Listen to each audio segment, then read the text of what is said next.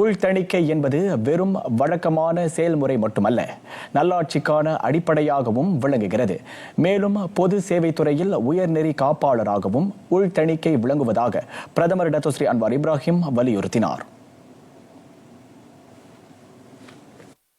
நேர்மையான அதே வேளையில் வெளிப்படையான கண்காணிப்பு இல்லை என்றால் அதிகார முறைகேடுகளும் ஊழல்களும் நல்லாட்சிக்கு குந்தகம் விளைவிக்கும் என பிரதமர் நினைவுறுத்தினார்.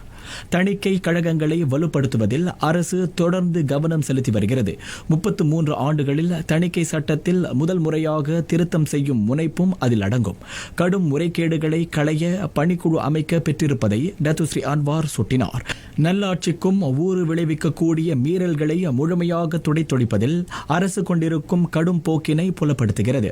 நல்லாட்சி என்பது ஒரு சுமை அல்ல, மக்களின் அடிப்படை நம்பிக்கையாகவும் நாட்டின் நிலைத்தன்மைக்கான நீண்ட கால முதலீடாகவும் விளங்குகிறது.